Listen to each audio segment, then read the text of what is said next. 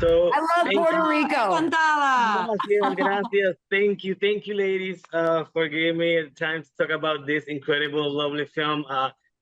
You did such an incredible work in what I believe is one of the best films of the year. So thank you for that.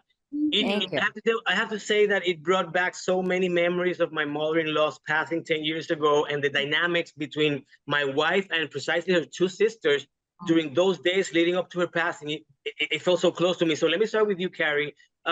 This movie feels like an intense theater play. What was it like to deal with this extremely talented actresses through such narrow hallways? Because for me, it was mind blowing seeing these characters so close physically, but so distant emotionally.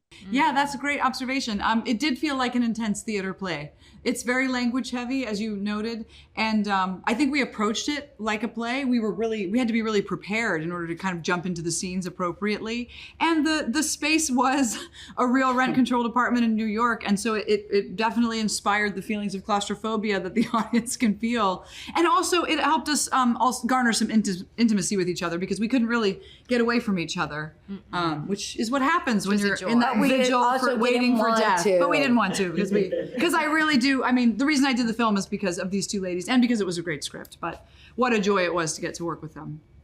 Excellent. Thank you for that, Elizabeth. This movie feels so intimate and vulnerable, yet raw, so raw. And I dare to compare it a little bit with so much respect to the work you did in Marcy May, Marlene, at least in the introspective and restrained part of the character. So besides being a mediator in this project, your character was like a time bomb, if we can say it that way. Yeah. Tell me a little bit about what was it like to work from a space like very deep within.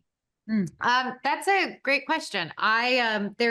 So with starting from like a structural standpoint, I was trying to figure out, like, there was no clear structure that I could begin somewhere and end somewhere. And so to me, when I was just doing my own like analysis work before showing up, I was trying to figure out what the structure could be, where there's growth. It wasn't very linear to me, but it was also like not linear, but I was like pinging like a ping pong, right? I felt like I was bouncing back and forth between the two of them.